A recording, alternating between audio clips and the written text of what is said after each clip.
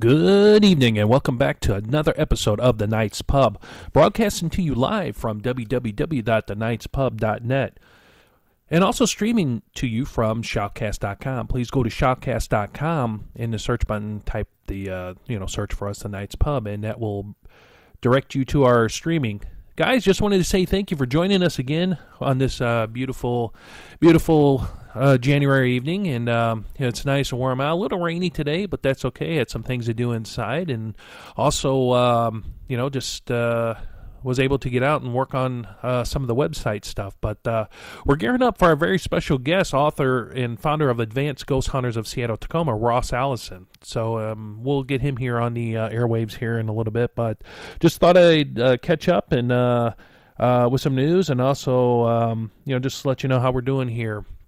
Guys, we used to use Skype mainly for our interviews, and unfortunately we was having some issues with Skype, so we are now using Google Hangouts. And the Google Hangout, if you just if you want to communicate with us, is thenightspub@gmail.net. That's our Google Hangout. Now, since we went to Google, we now have a show number, which is really cool. So if you want to call in at any time or leave a voicemail or just want to become a guest on the show, please feel free to call 636-362-4211. Again, that is 636-362-4211. That is our show number here at the pub.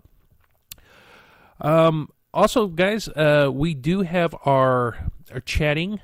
You can chat through the board, or you can actually go to the Night's Pub, that chatbro.com. It's a utility that we use through the website that enables live chatting. Apparently, there was a lot of updates that were on some of the widgets that we use on the website. One of which it had broke the chatting, so got that fixed. But there is something wrong with the videos. I'm not able to stream or play some of the videos from the website, so we are currently looking into that. But guys, don't forget to stop by. You can find this show not only here, so if you're listening to this right now, we are broadcasting live. Any other time it's a repeat, or it's a rebroadcast, which I want to apologize earlier because I had a few emails and they thought that the show was already started. Well, when we have a guest come on, usually a couple hours or sometimes even a day before, we make sure that all of our equipment's working. We're able to communicate out. And I know a few of you have already heard that, once we go live, right before we go live, there's a couple instances where we'll get on and we'll do a live radio check. Make sure that our equipment's broadcasting and that we can hear not only us, but our guest that comes on. Don't forget to stop by the various venues to check out the show, not only here, but also on iTunes, Spreaker, SoundCloud, YouTube, and Podomatic. Actually been doing a lot of work on the website, and getting some videos squared away. We're still looking into the video problem, but the video of the last 94 drive, thought we had it. Apparently there's something wrong with the video itself, so I'm going to get an extra set of eyes on it so that we can check it out. Like I mentioned last week, the pub is going to be very busy upcoming, especially with guests. We'll get to that here in a moment. But anyone who listen, if you want to become a guest, stop by the show schedule page and download a PDF. The PDF it gives you a little bit of what we're about. Probably need to update it a little bit since we've been doing this for a while. And, but it kind of gives you the base of what we're about. Show's very open format, as you could tell from all the past shows. We love having our guests on. We love talking to them or speaking with them, about whatever subject. So we're not closed-minded. I mean, we'll talk about anything under the sun. It's just, please feel free to, stop by the website. Speaking of contacting us, if you could always leave us a number at the show number, or anybody wants to become a guest, drop us a line at info@thenightspub.net or Elliot@thenightspub.net. And we can't forget Brother Stan at thenightspub.net. Or actually, it's Stan. Getting back to the guest, speaking of guests, next week we are going to have the opportunity to speak with Mr. Daniel Jones from the UK, who started the Church of Jediism. Looking forward to that. Always excited, especially to find something like, we ran across the book and also his website, and the more and more you look into it, it just blows your mind with the amount of information given and how they look and how they take the Jedi religion and incorporate that into their daily lives. So we're looking forward to having him on next Saturday. Now, the Saturday after that, we're going to have a very special guest on, Mr. Martin Stalker. And for those who do not know who that is, he wrote the documentary Hostage to the Devil, and that's about the life of Father Malachi Martin, Exorcist, and he was all over shows when he was alive. Probably the most famous is Art Bell, and I can remember listening to them, and I listened to all the shows with Art Bell, and the guy was genuine. I mean, he genuinely knew what he was talking about when it came to exorcisms and the devil and stuff. So that's gonna be a really interesting show. And then the week after that, we're going to have a very special guest on, Marie Jones, who's author of Demons, the Devil, and Fallen Angels. It was kind of odd because I do have her book, and I was like, wow. And, when somebody in the office was like, hey, have you maybe we should ask her to come on. And I'm like, wow, that book looks familiar. Well, of course it looks familiar because it's sitting on my shelf. I had read it. So, we're looking forward to having her on as well. Now, spoke with Brother Stan a little bit. He's busy with work, so he couldn't make it this evening, which is a shame. But, hey, I understand work takes precedence. So talked to Brother Stan for a little bit. He's doing well. He just wanted to send out his hellos, and hopes everyone's doing well and just enjoying the show, and how we're getting back into the doing the shows and stuff like that. So just keep your prayers for Brother Stan. It's kind of been rocky, first part of 2018, and I'll get to that here in a moment. Guys, it kind of came our way, and it not really affected us, but friends of ours, about this thing that's just sweeping all over the internet and the memes and everything else, is this Tide Pod Challenge.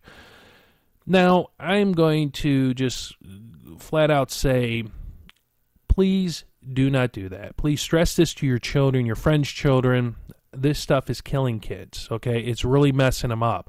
And you know how goofy kids are. They don't think. We were there one time, where we thought we knew everything, but we didn't have the stuff then that they do today that can really mess them up. I mean, we're talking like old-fashioned getting hurt, falling off, roofs, stuff like that. I mean, just being, mischievous in that way. But, I mean, these kids are taking Tide soap and putting it in their lips, and these pediatricians and doctors are going out on, media, and are also going out on, TV and everything else, and begging people not to do this. I mean, although they're spitting this soap out, it's just, the lips and everything else, and the tongue. I mean, that's just a direct right into the brain and also right into the bloodstream. So, I know most people are safe, and but still mention it to your kids. I mean, I still have a son who's in 8th grade, and I had to talk with him, and he kind of gave me that look like, Dad, are you serious? Well, yeah, I am serious, because I just want to make sure you're not listening to any of your idiot friends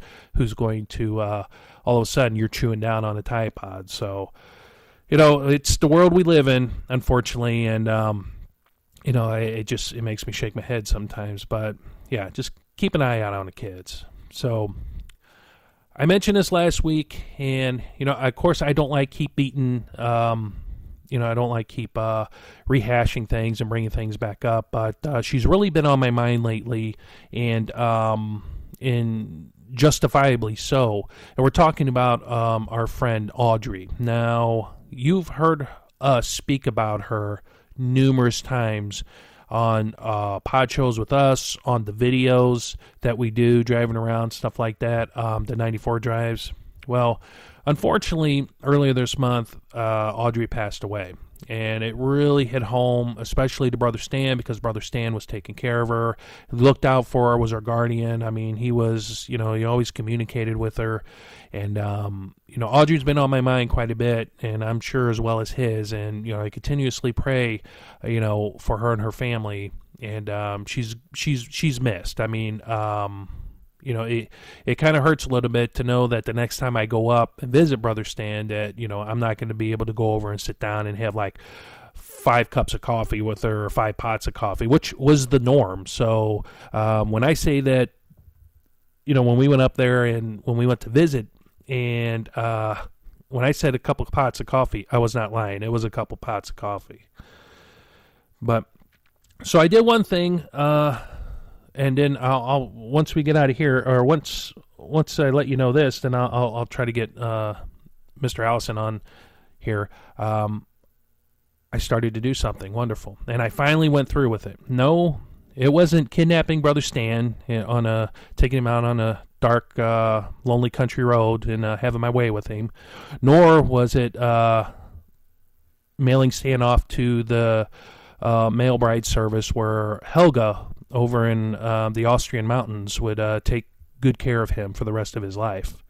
What I'm talking about, and I've mentioned this on the show, is I started making homemade wine. Yes, I did. And started out with a honey mead. Was a little nervous at first because, of course, if you don't do things right, you get a lot of vinegar. So apparently everything's bumping along pretty good. Made a couple bottles, and a couple bottles they're doing their thing, and it's going to be months before it all turns out right, and it's in a bottle to drink. But started doing that. So doing some things to kind of relax and kind of find my passion and kind of find my, I guess this could be my retirement gig. I don't know, but. Well, my friends, what I'm going to do is we're going to go ahead and take a break. And then during the break, I'm going to go ahead and reach out to Mr. Allison here and get him on the air. So stick around, enjoy the music, and we shall return.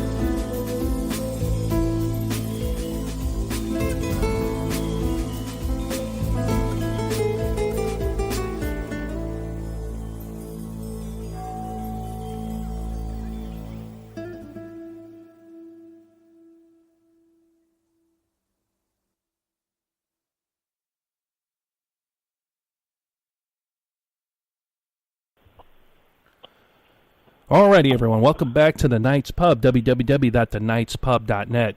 Gearing up to have our very special guest, Ross Allison, on here.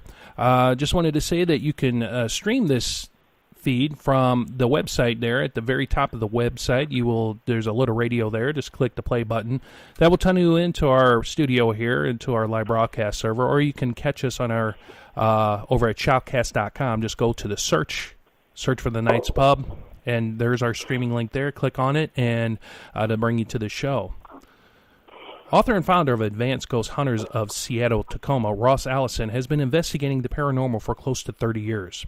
His work has taken him all over the world, and throughout his travels, Ross has collected ghost stories, investigated haunted sites, and photographed some of the most beautiful cemeteries you can only imagine. Besides his passion for exploring the unknown, Ross has written a number of books, with articles featured in magazines and blogs. He also enjoys traveling the U.S. to speak with students, fellow ghost hunters, and others that fancy a good ghost story. Ladies and gentlemen, it gives me great pleasure to introduce our guest, Ross Allison, to the Knights Pub.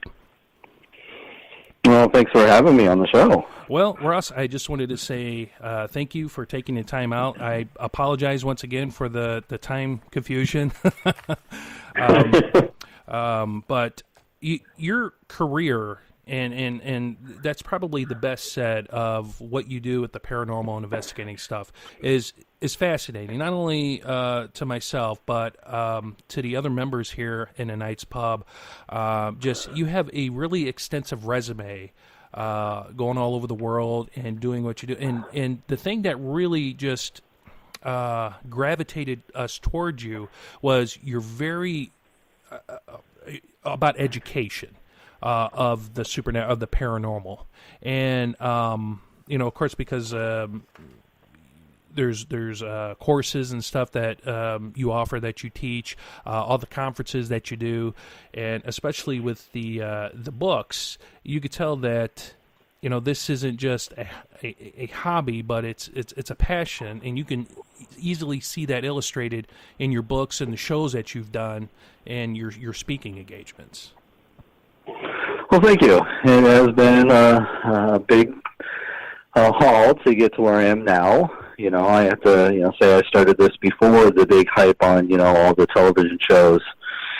So it was one of the things that, if you would have told me, 30 years ago that, oh, my God, you're going to be a well-known ghost hunter, I probably would have laughed, Of course, I've always loved the paranormal as a kid. But I just never thought I would actually be the only full-time ghost hunter in the Pacific Northwest.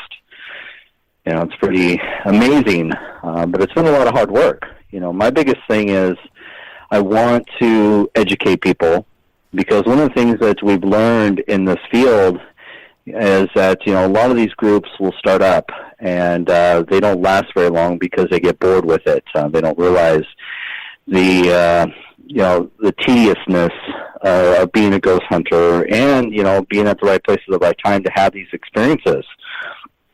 So, my biggest thing is, these groups go in and they have these experiences, and, they try to document what they have. And then when the groups fold, the stories are gone. The evidence is gone. So hopefully, by, publishing a lot of these, stories, we can keep those stories alive and not be forgotten. And then, of course, with running my organization, I've always told my members that the biggest thing is you got to get out of your head that every time you do an investigation, you're going to have an experience. The media has fooled us into thinking that, these places are going to be throwing dishes at you every time you walk in. So, the biggest thing is I tell my members that, if you're going to become a member of my organization, my main focus is to educate you. You may not have the experiences that you see on TV, but at least you'll walk away knowing more than you did coming in. So education is a big thing for me in this field. Yeah, I mean, and as I mentioned before, you can see that, especially in the books. Now, how does that play on the psyche of some of your members or would-be members, or even the people that you do the investigation in? And the reason I bring that up is because, and we've had some guests on the shows to where kind of like you mentioned, it's more of a hit it and quit it type of thing where they get the experience and, they got a voice or something, did something, and then they just, that's kind of it.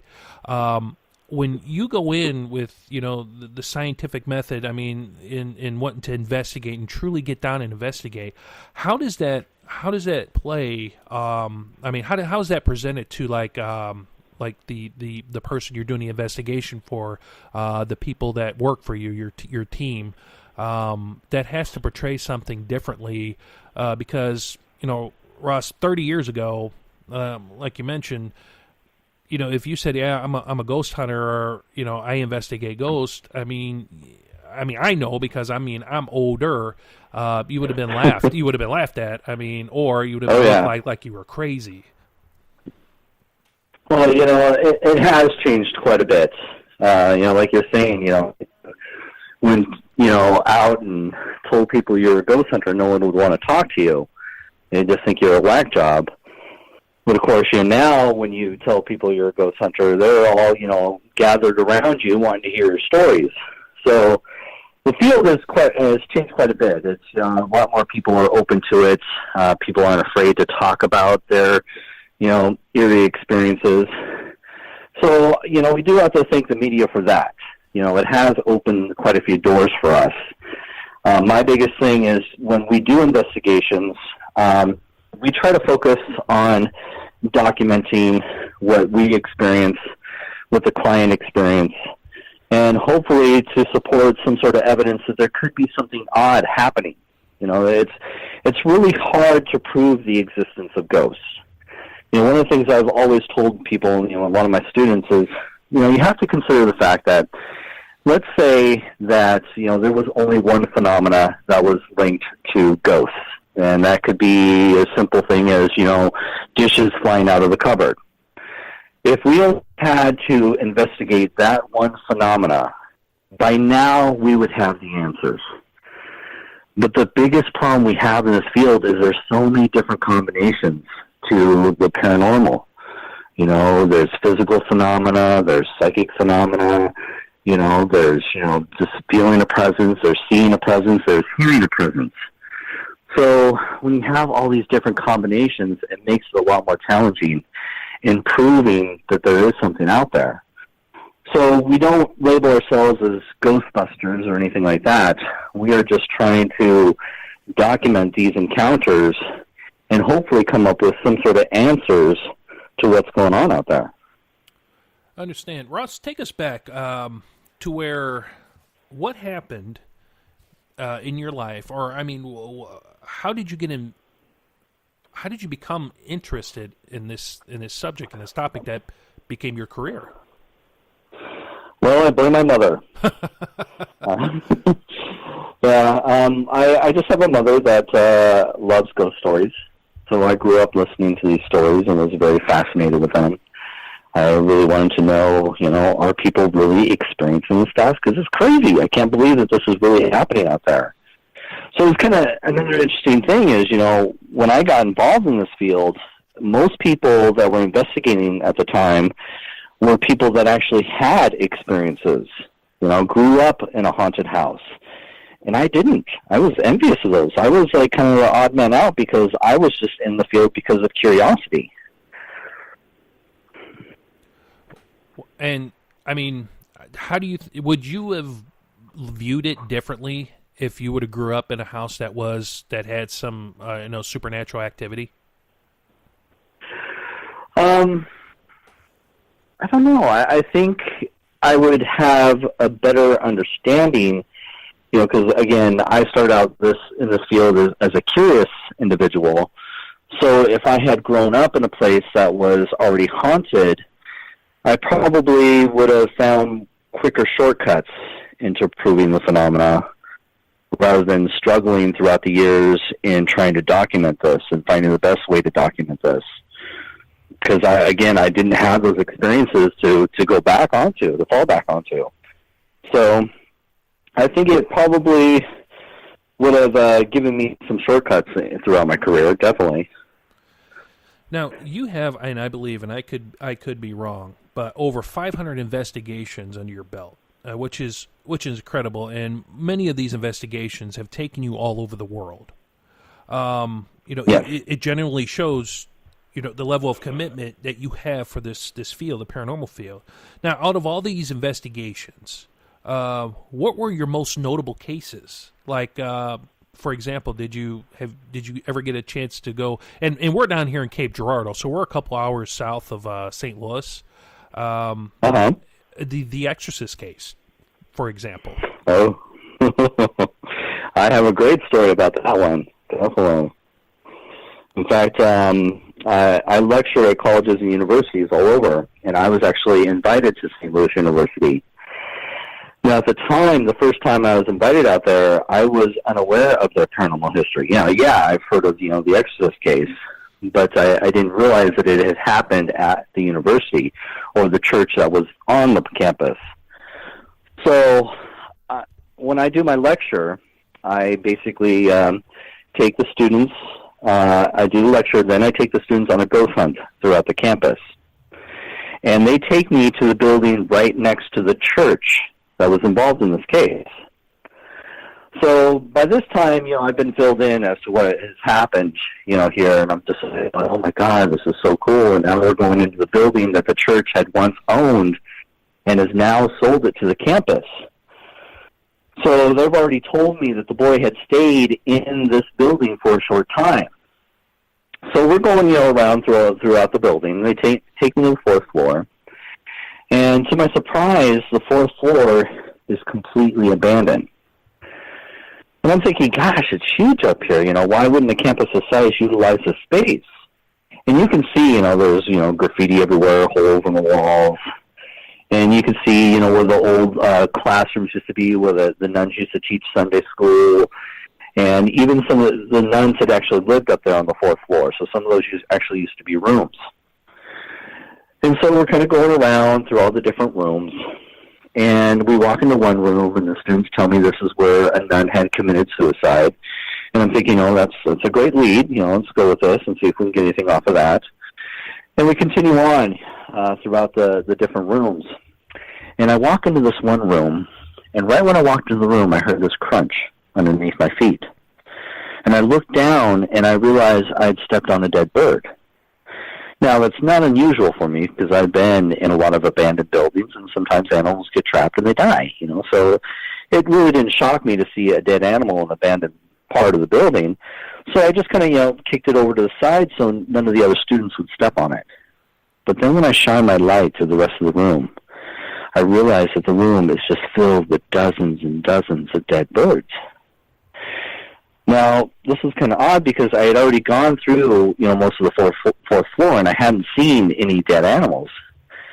Well, what makes this even more interesting is security had gone through and removed all the doors on the fourth floor. And this is due to the fact that students have constantly snuck up there to scare each other. So I'm now realizing I'm standing in this room filled with all these dead birds. And I'm wondering, gosh, these birds, could have had access to all the different rooms. Why did they all choose to die in this one room? Come to find out, this is the room that the boy had stayed in. Oh, incredible. Yeah. So, the stories are that they had performed multiple exorcisms on this boy because they felt that they couldn't do a full exorcism on the boy in the church because this could possibly kill him. So they had performed multiple exorcisms on this boy, moving him to different locations before they finally ended it at the local hospital. Well, now realizing I'm standing in this room filled with all these dead birds and knowing that an exorcism had been performed in this room, creep factor goes up a little bit. Now, I give the students some of the basic equipment that you can use in an investigation as they follow me around. And we're in that room for less than 5 minutes when all of a sudden, all the equipment goes off at the exact same time. The temperature starts to drop in the room, and we can feel it getting colder and colder, almost to the point where we're expected to see our breath anytime soon. EMF detectors going off like crazy, and we can't figure out what's causing the EMF readings. And the compass is spinning around and around and around like crazy, and it will not stop. And I'm just like, oh my God, this is really happening. So I decided, I got to, film this, because taking pictures is not going to prove that we're having these experiences. So I quickly switched my camera over to video, and I start filming everything that's going on. I'm filming the students, I'm filming the equipment, and then after a little bit, it starts to slow down a little bit. And so I'm thinking, okay, before it completely stops, I want to make sure I can try for some EVPs. So I start asking questions into the air. And I get to the question, can you tell me whose room this is? Now there's about 12 seconds of silence. And then all of a sudden I start to hear crying to the left of me. And I turn and I realize that a couple of the female students have started to cry because they're so terrified being in this room. So I realize, okay, they're uncomfortable. I have to admit, I'm a little uncomfortable too, because I don't have my normal ghost hunting team. These are just a bunch of college students, inexperienced. And so for me, it's always safety first. So I decided, what, I'm going to wrap this up. Let's, move on to another location. Now, I was hoping I'd be able to go back later on my own to continue the investigation, but I didn't get to go back until a couple of years later to do my own investigation. But I finally got home after my lecture tour, and I start reviewing all the evidence that I collected at all these campuses. And I get to that video, and I get to the part where I'd asked, can you tell me whose room this is? Right after that, there's this male, almost demonic voice that says, and I'll edit this because I don't want to offend anybody, but it basically says, F you, it's mine. Oh, incredible. Yeah. That would probably be my most terrifying experience. It sounds like it. And I can only imagine, after all those tours, you get home and you're, it's time to relax and you're starting to review this, this footage. All of a sudden you hear that. What was it like at that moment when you heard that voice? Because, doing it for so long, is it safe to say that you never get numb to these type of experiences? Because you hear other people say, well, that doesn't bother me. Like people that live in, haunted homes. We have entities here in the studio because it's an old building. But I would never, I guess, feel safe, or not even safe enough, but comfortable and say, oh yeah, that's Mr. So-and-so, and well, he died. Yeah, that's fine. I'm okay with that. How you never become numb to that stuff, I would imagine. No, I don't. There's always that shock and that excitement, because after doing this for so long, you start to, realize, and I always tell people, it's 1 out of 10 cases that's going to provide something to prove or, some sort of evidence that there could be something going on. That's a lot of investigations to have to go through. It's a lot about being at the right place at the right time. I got to walk through the Amityville house. Nothing. But, it's one of those things that once you do get something that's questionable, it builds a little bit of excitement. It makes it worthwhile. That time and that tediousness of reviewing all that stuff hour after hour, and then you get something, that shows that there is something there. There is something odd happening. And I think, the biggest thing is the excitement. Now, you mentioned that you go through universities, which I really find unique that you do that. Do you believe that what you're doing by teaching people about paranormal investigations and kind of an introduction on how to do things right, you think that's helping a different view, like an outlook on the field of paranormal investigations? Because I'll be honest, there's a lot of times where you'll turn on, and we've had them on here, groups on here, to where it's more or less what they see on TV is what they do out in the field. And, I even had angry people that have called it, have had these investigators in. So, do you think that's helping out a little bit, kind of giving them a real look at what really happens? Yeah, and like you said, it's a case of monkey see, monkey do.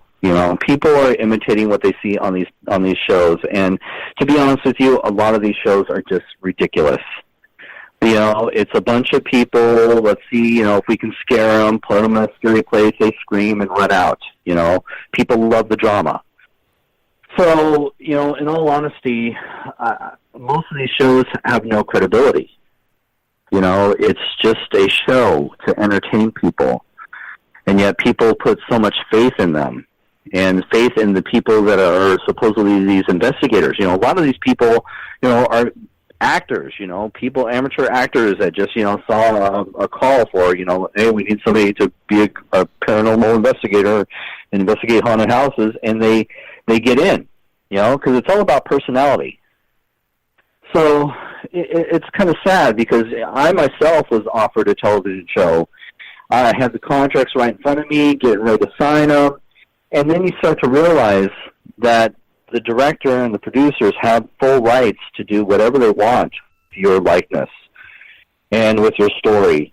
And it clearly states that they have the right to alter the evidence, to alter the story in any way they want. That is incredible. I mean, seriously, here you're trying to do scientific, like, here's what we're finding, and that gives them the right to alter all that?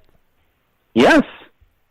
You really, when you come into a lot of these shows, even when you get into, Ghost Hunters or even, Ghost Adventures, those guys did not have, rights to their show when they first started. It wasn't until the show started to kick off and it started to build an audience, then they were able to step up as producers and get more rights to how the show is going to appear in the final cut. So in all honesty, unless you get, a good producer and a director that believes in what you're doing, most of the time, they're just trying to entertain people, And it's sad, I turned down the show because I was not going to, throw away, all the years of hard work that I've done, because you can easily, instantly lose your credibility because, they want to, change the story or even fake the evidence. And you have to go with it, because if you don't, they will sue your ass. I believe it. Yeah. Yeah. Once you sign that contract, you are basically their little puppet. And so you have to do what they say. You have to look the other way. And unfortunately, that does more damage to, the field of paranormal investigation than it does help it. I mean, it's almost comical, like it's rehearsed and scripted on some of these shows, and I'm definitely not, I'm trying not to limelight or pick on anyone in particular, but you can tell you could almost tell that it's scripted. Oh, reality TV is not reality TV. I've been on enough of these shows to know that is so true. You don't know how many times they make you redo something, Like, well, that's not reality, You should have got my expression the first time. No, let's make it more dramatic. Can you come back in, and act a little angry or scared or something. In fact, I was cut from a show. I don't want to say the name of the show, but I was cut from a show after filming for a couple days with them, and they cut me because the director wanted me to be more scared. I'm sitting there talking about a place that I've actually investigated. They want to hear my stories. I'm telling them the stories. He's like, well, can you make it more scary? Tell me that you'll never come back here again. And I'm like, I can't do that, I'm a well-known ghost hunter. I'm not going to go on national television and say I'm too scared to come back to this place. I just wouldn't do it.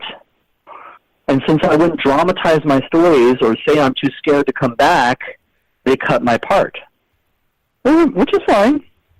But those are the things that happen, And that's unfortunate. That really is unfortunate. During your investigations, and you'd mentioned about being at the St. Louis, here in St. Louis, investigating the fourth floor, which is that still there? The hospital? It is. Oh wow. Okay. Might have to make a trip up there. Yeah, if you go to the St. Louis campus, and it's the building. So if you're facing the church, it's the big white church that was involved in the Exorcist case. Right next to it, on the left-hand side, is the building I actually investigated. I forget the name of the building, but this is the fourth floor that actually happened. Okay. Since you've been in those types of situations, have you dealt with entities, gathered evidence of, things that I guess that you could really say maybe was something other than a typical spirit? Well, like a demonic? Something demonic or just something, yeah. I mean, and it's really kind of it's really tricky because, I've met people, I've even went on investigations as just an observer, and, some people, even when they come on the show, they're either they don't believe in demons or just evil spirits, or it's just vice versa. Mm-hmm. Everything's demonic. I necessarily don't think that's the case. Right. But, some people you do meet in the field, they're not as open to that type of thinking. Right. Well, you have to understand that, again, this is paranormal. We do not have all the answers as to what's going on. So you do have to keep an open mind. But my biggest thing is I always practice go with what we know and not with what we think we know. So you have to strip things down to the simplest form. Now, I don't bring religion into my research because, I keep an open mind and I try to be respectful towards all the different religions. And so it's really hard to, be, I hate to say skeptical, and in a way you kind of have to have a fair share of skepticism when you investigate the paranormal. So you do kind of have to keep religion out of it, I think, if you want to be more credible. So it's hard when, people want to, bring in angels or demons or even, shadow figures or all the other various entities that they believe that are out there. But I always try to practice the fact that it's like, okay, well, if you believe it's a demon, how do we prove it's a demon? So I believe that you can definitely have negative energy out there. Of course. You can have, as I say, there's asshole people in the world. There could be asshole ghosts too, Correct. So I don't necessarily think that just because you're experiencing a negative encounter that it's going to be a demon. I think it just very well could be a ghost that just kind of ticked off for whatever reason. So I don't bring religion into it, and I don't, I find that it's really, you do cross a fine line when you get too metaphysical into the realm of paranormal research. As I say too, you can't use the paranormal to prove the paranormal. So I just really try to walk the middle of the road and be respectful towards everybody's beliefs. I understand. Fair enough. So, and of course, this is I don't know if this would be an odd question or not, but with all your investigating, going to all these different places, have you ever had anything like at home start to happen? Maybe some of this stuff follow you. Some things start to happen that were necessarily didn't happen before a particular case. Just some odd things and you hear instances of this. I'm just curious if this has happened to you since you've been doing it for so long. Right. Well, it's funny because when I tell people, what I do for a living, a lot of people, especially those who really, get into demons and all the negative stuff out there, they're like, oh my God, how do you do it? How do you prevent these spirits from following you home? And my biggest thing is I'm always respectful. No matter what it is that I could be dealing with, always be respectful. Because I think in cases where people go in and taunt the ghosts and, do the whole Zach Bagans thing, like, prove that you're here, I don't believe you kind of crap, you're going to be asking for trouble. In that situation, there could be, something right in front of you saying, yeah, I'll get you. I'm not going to get you right now, but I'll get you later when the cameras aren't on. So in that situation, I think you are asking for trouble. You're asking for something to probably follow you home. So I think what's protected me throughout my career is I'm just always respectful no matter what I'm dealing with. And so I think that has kept things from following me home. And then, of course, when I leave a haunted location, too, I stand outside and I just say out loud, I say, thank you for allowing me to be in your space. I hope you took the time to communicate to me. And, simple thing like, this is where you belong. Don't follow me home. I think a lot of that could easily help you as well. But I think respect is the biggest part. That's true. That is true. A thing that really kind of caught my curiosity was in 2010, and we'll kind of take a little side road here. You did a blog talk radio show, and I'm not sure if you do it. You still do it. It's the Angry Ghost Hunter Show. Oh yeah. Yeah. Unfortunately, I don't do it anymore. I haven't been able to be, consistent in maintaining, a regular scheduled time because I do travel a lot. I just posted my schedule for this year, and every month I'm, leaving for, a different part of, the U.S. and leaving for Europe. I got 2 trips to Europe, so really hard to build an audience, as you probably know. You got to be consistent, and and I wasn't able to do that. So by not able to commit to a certain date, a certain time, it was really hard to maintain an audience for that show. It was a great show; people loved it. But the idea of the Angry Ghost Hunter was the fact that there was too much paradrama, as they put it, with all these different groups. Groups being territorial, groups, putting other groups down, jealousy issues. And it was just one of those things that, guys, we are, claim to be adults here. We need to act like adults, not like a bunch of high school, students or kindergarten kids, fighting in the sandbox over the stupidest crap. And so I put together the Angry Ghost Hunter Show so that people could talk about these issues and try to figure out ways that we could, deal with them. People need to be able to talk with one another.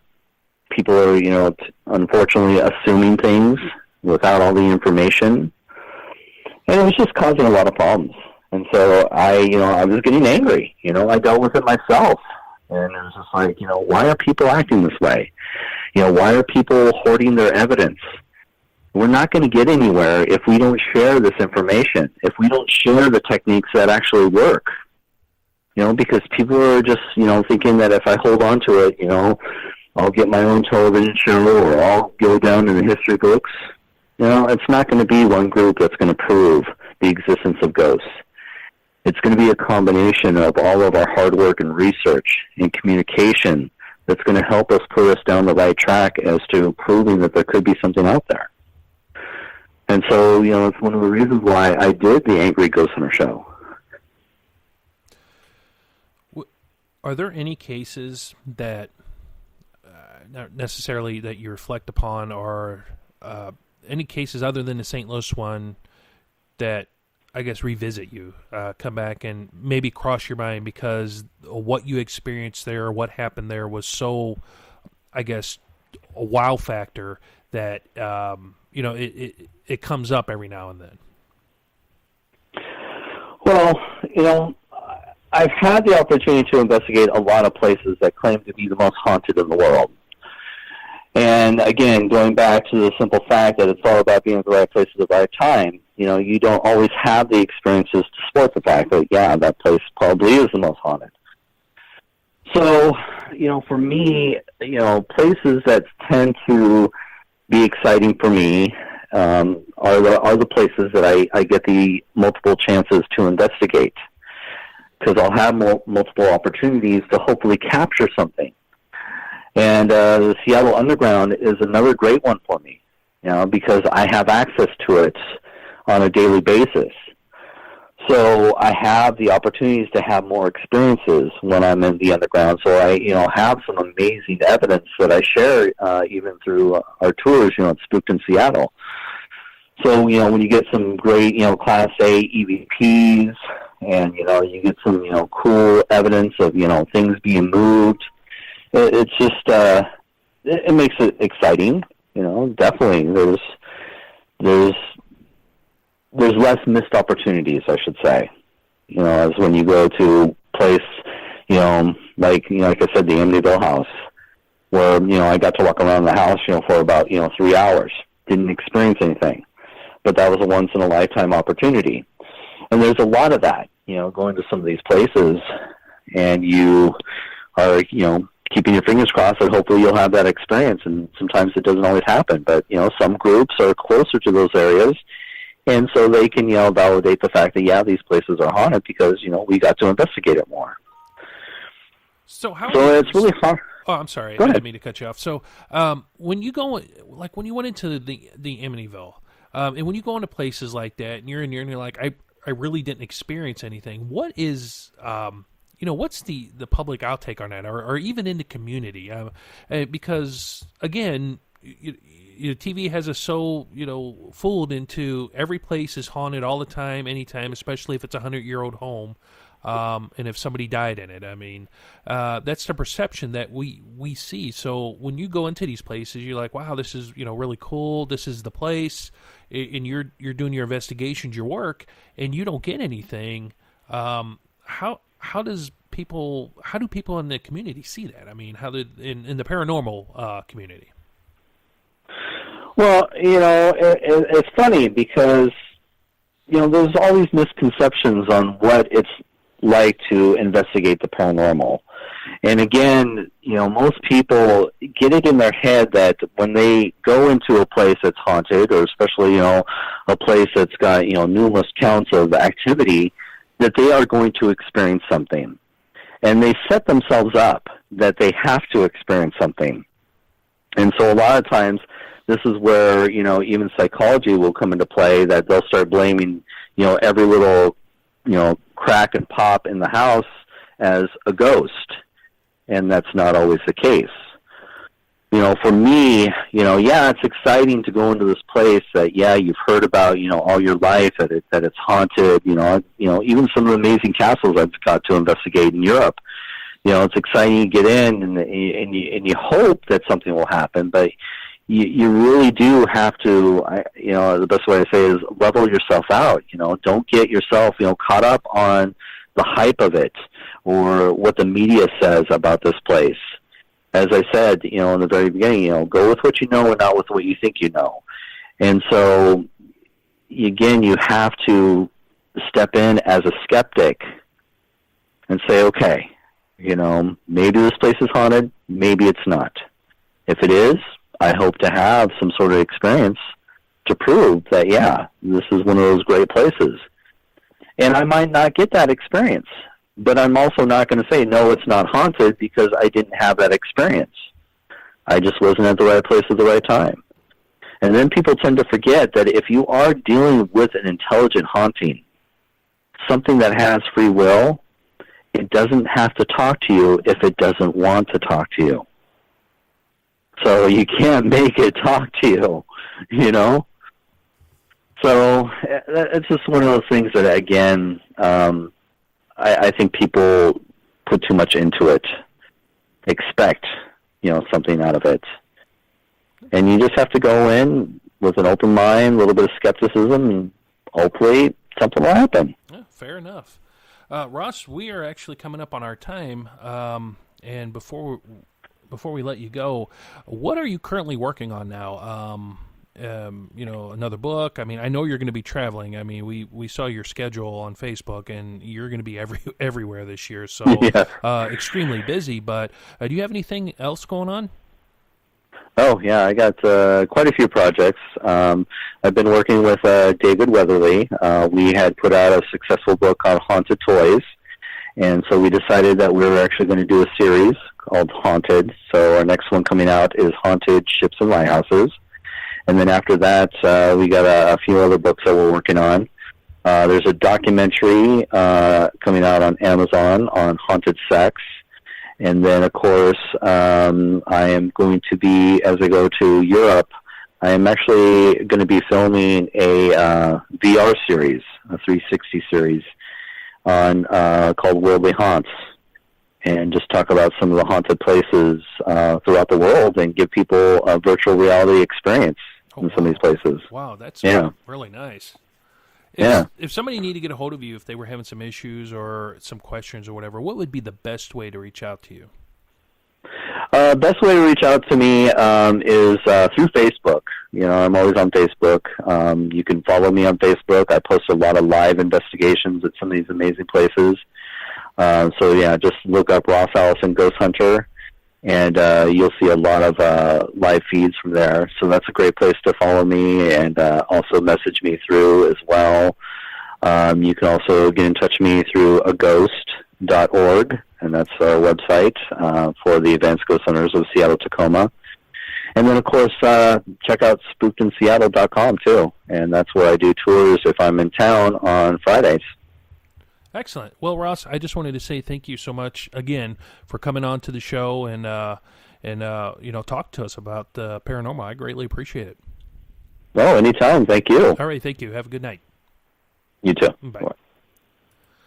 Well, ladies and gentlemen, just wanted to say thank you to Mr. Ross Allison for coming on the show. Check him out at aghost.org. Haunted in Seattle.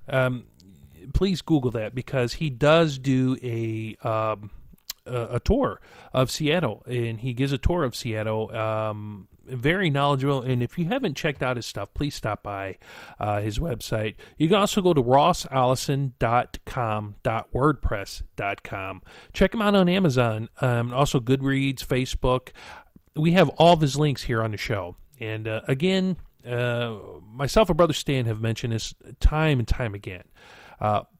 The authors that come onto the show, they do so out of, the kindness of their heart, their own free will, their own time.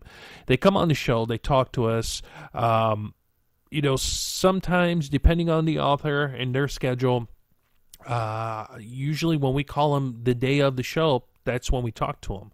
Sometimes we're able to talk to them a few times, before the show. We kind of get comfortable with one another on the phone. But, like tonight, that was the first time speaking with Ross. And I can tell you this, that he is very knowledgeable in the realm of the paranormal. And he's one of the true paranormal investigators. And I can seriously say that. And you'll be able to say that too and see what I'm talking about by reading his books and also visiting his sites. Really professional what he does. He's not one of these hack people or groups that, is in it to go boo and, just overall giving the paranormal investigation that field a bad name. But, my friends, please remember that we do have upcoming guests coming on the show. Don't forget that next weekend we are going to have Mr. Daniel Jones with the Church of Jediism. Looking forward to having him on. Also, the weekend after that, Mr.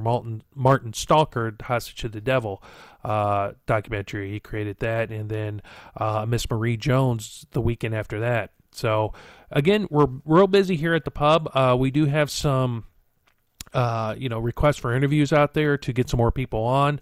As I mentioned last week on the show, my school schedule, and you're like, wow, at your age, why are you in school? Well, you're never too old to learn, never too old to expand your mind on different topics. So I'm taking advantage of a GI Bill and going back to school just to sharpen up the old mind, which is, better for everyone involved. But, again, Brother Stan says hi, and, I'll be speaking with him tomorrow, and we'll catch up as usual and just sit back, have a good old time. But, my friends, if you need to reach us, please do not hesitate to shoot us an email at info@thenightspub.net, and we will, we'll return your email. So, my friends, looks like our time has come to say goodbye, which is always, always painful to do. But, fortunately, we'll be back soon. So, tell you what we're going to do. We're going to leave on a positive note. Love one another. Take care of one another. And look out for one another. And pray for one another. And keep on praying. And don't ever give up. Don't ever surrender. And never give in. Because why? Because you're important. And you matter. And we'll catch you the next time down at the pub.